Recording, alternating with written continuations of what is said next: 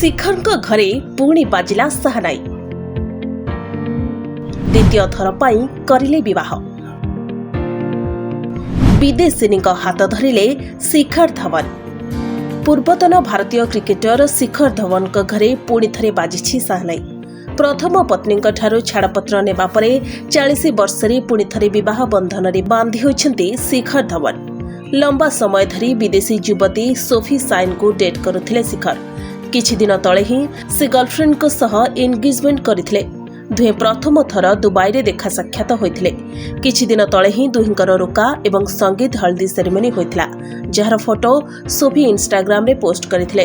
ତେବେ 40 ବର୍ଷୀୟ ଧୱନ ଶନିବାର ଅର୍ଥାତ୍ 21 ଫେବୃଆରୀରେ ସୋଫିଙ୍କୁ ଜୀବନ ସାଥୀ ଭାବେ ଗ୍ରହଣ କରିଛନ୍ତି। ଆୟର୍ଲାଣ୍ଡ ବାସିନ୍ଦା ସୋଫି ସାଇନ୍ ଏବଂ ପୂର୍ବତନ କ୍ରିକେଟର ଶିଖର ଦୀର୍ଘ ସମୟ ଧରି ରିଲେସନସିପ୍ରେ ଥିଲେ। ଦୁହେଁ ସୋସିଆଲ ମିଡିଆରେ ଅନେକ ସମୟରେ ରୋମାଣ୍ଟିକ୍ ଫଟୋ ସେୟାର କରିଥାନ୍ତି। ସୋଫି ଶିଖରଙ୍କ ଠାରୁ 5 ବର୍ଷ ସାନ। ତେବେ ତାଙ୍କ ବିବାହରେ କ୍ରିକେଟରମାନେ ପହଞ୍ଚିଥିଲେ ଏବଂ ନବ ଦମ୍ପତିଙ୍କୁ ବିବାହର ଶୁଭେଚ୍ଛା ଜଣାଇଥିଲେ।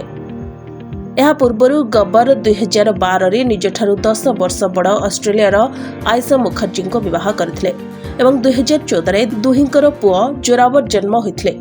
ବିବାହର କିଛି ବର୍ଷ ପରେ ଆୟଶା ଏବଂ ଶିଖରଙ୍କ ଭିତରେ ମତଭେଦ ହେବା କାରଣରୁ ଦୁହେଁ ଅଲଗା ହେବା ପାଇଁ ନିଷ୍ପତ୍ତି ନେଇଥିଲେ। ଛାଡ଼ପତ୍ର ପରେ ଏବେ ଶିଖର ସୋଫିଙ୍କ ହାତ ଧରିଛନ୍ତି ଅଥବା ଦ୍ୱିତୀୟ ବିବାହ କରିଛନ୍ତି।